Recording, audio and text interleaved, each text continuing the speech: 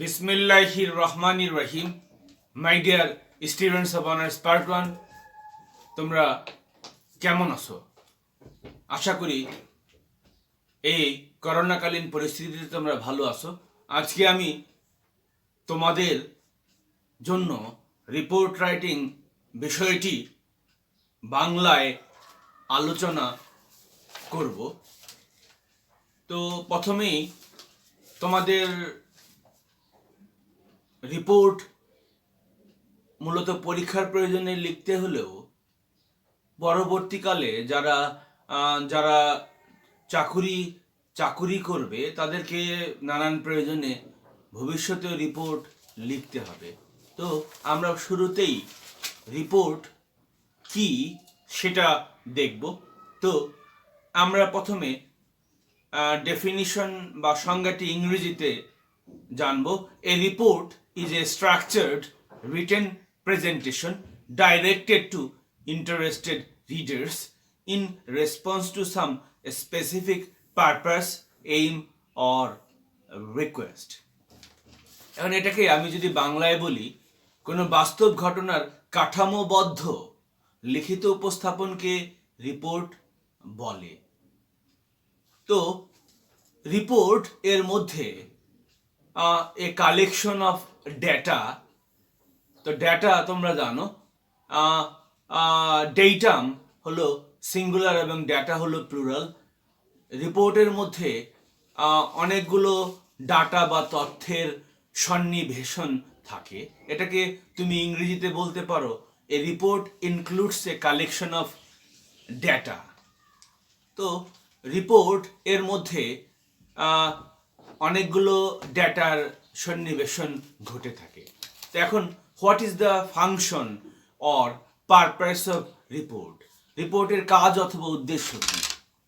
তো রিপোর্টের ফাংশন হলো কোনো ঘটনার বিবরণ দেওয়া, অথবা কোনো প্রশ্নের উত্তর দেওয়া, অথবা কোনো সমস্যার সমাধান রিপোর্টের মাধ্যমে দেখানো, অথবা কোনো সমস্যার সমাধানের লক্ষ্যে রিপোর্টে সুপারিশ প্রদান করা। তো একটি ভালো রিপোর্টের বৈশিষ্ট্য কি বৈশিষ্ট্য রয়েছে?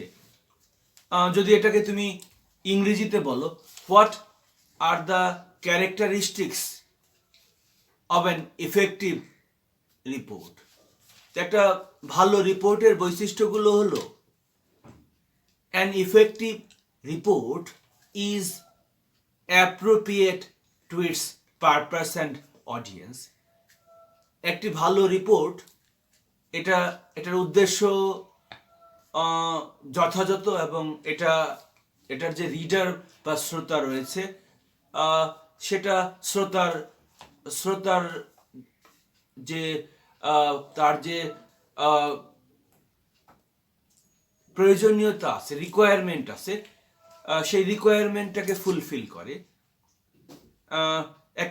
এ good report is accurate and logical. একটি ভালো রিপোর্ট এটি সঠিক এবং যুক্তিসঙ্গত। And then a good report is clear and concise. একটি ভালো রিপোর্ট এটা পরিচ্ছন্ন, সংক্ষিপ্ত। And finally a good report is well organised. একটা ভালো রিপোর্ট চমৎকারভাবে সুবিন্যস্ত থাকে। তো মাই ডিয়ার স্টুডেন্টস, তোমাদের মনে রাখতে হবে রিপোর্টের প্রারম্ভে, মানে বিগিনিংয়ে, শুরুতে, at the outset of the report you will mention the name of the reporter in the form of a staff reporter or a staff correspondent, and you will also mention the name of location and also the date when you are reporting. তো রিপোর্টের শুরুতে তুমি রিপোর্টারের নাম, স্থান এবং তারিখ উল্লেখ করবে।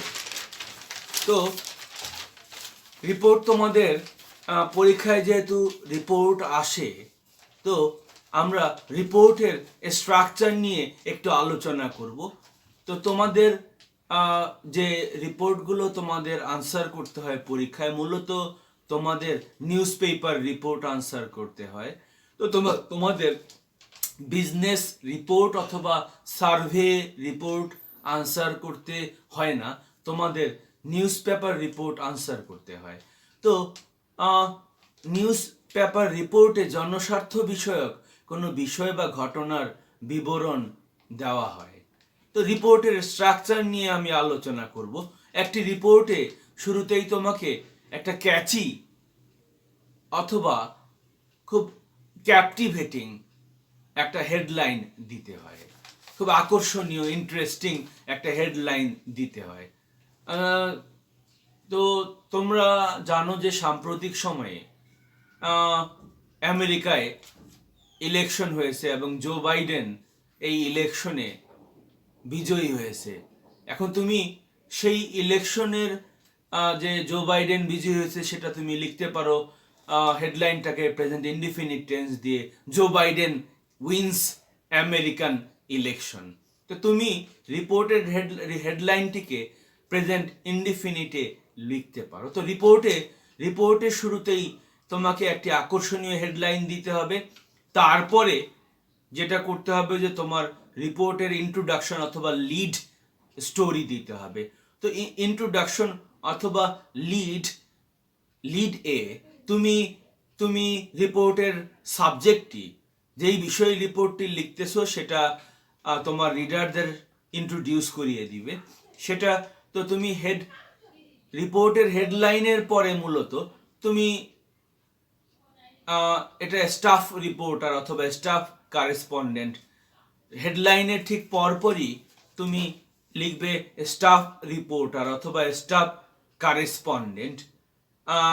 সাপোজ তুমি এবিসি নিউজ পেপারকে রিপ্রেজেন্ট করতেছো, এবিসি নিউজ পেপারকে উপস্থাপন করতেছো, তাহলে তুমি লিখবে staff reporter ABC news paper the 25th of November 2020।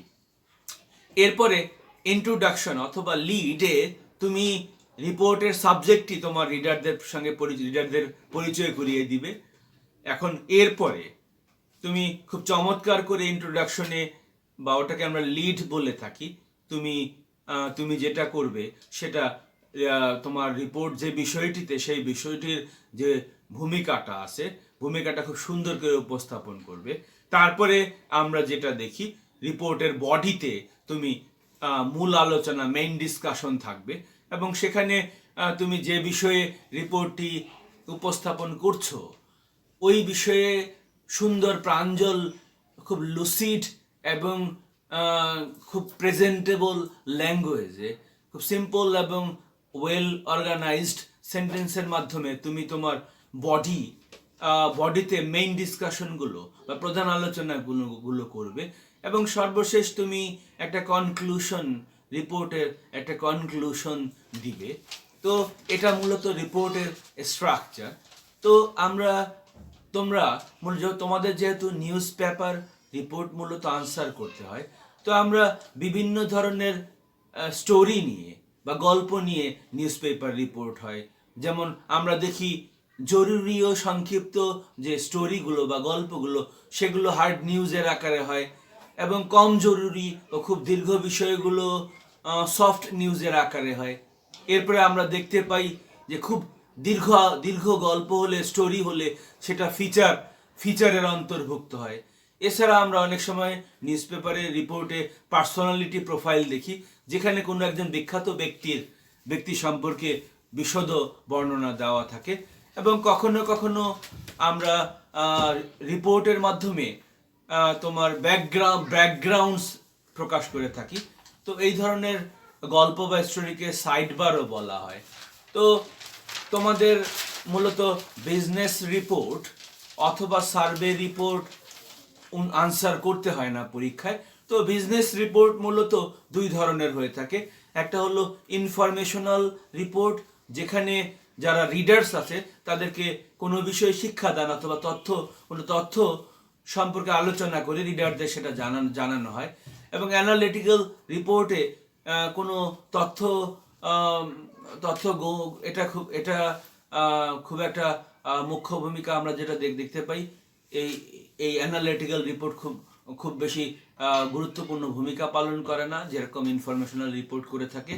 এছাড়া তোমাদের সার্ভে রিপোর্ট আছে। তো সার্ভে রিপোর্টে আমরা কোনো সেন্সাস অথবা অথবা কোনো কোনো যেটা আমরা দেখি যে কোনো জরিপ করা হলে সেই জরিপের যে ফাইন্ডিংস বা ফলাফল ওই সার্ভে রিপোর্টের মাধ্যমে প্রকাশ করা হয়ে থাকে। তো রিপোর্ট তোমাদের পরীক্ষায় যেহেতু আনসার করতে হয়, তো তুমি এক কথায় রিপোর্টের শুরুতে হেডলাইন দিবে। হেডলাইনটা খুব চিত্তাকর্ষক হতে হবে, আকর্ষণীয় হতে হবে, অ্যাট্রাকটিভ হতে হবে, খুব ক্যাচি হতে হবে। তারপরে তুমি স্টাফ রিপোর্টার অথবা স্টাফ কারেসপন্ডেন্ট যে পত্রিকাকে অথবা যে নিউজ চ্যানেলকে রিপ্রেজেন্ট করতেছো সেটা উল্লেখ করতে হবে, ডেট উল্লেখ করতে হবে, প্লেস উল্লেখ করতে হবে। তারপরে একটা ইন্ট্রোডাকশন বা লিড হবে। তারপরে বডিতে মেইন ডিসকাশনস থাকবে এবং সর্বশেষ একটা কনক্লুশন থাকবে। তো আমি আশা করি তোমরা রিপোর্টের এই আলোচনাটি বুঝতে পেরেছো। তো তোমরা বাসায় পরীক্ষার জন্য রিপোর্ট প্র্যাকটিস করবে, রিপোর্ট লিখবে। তো তোমাদের সুস্থতা, স্বাস্থ্য এবং দীর্ঘায়ু কামনা করে আমি আমার আজকের ক্লাসটি শেষ করছি। তোমাদের অসংখ্য ধন্যবাদ।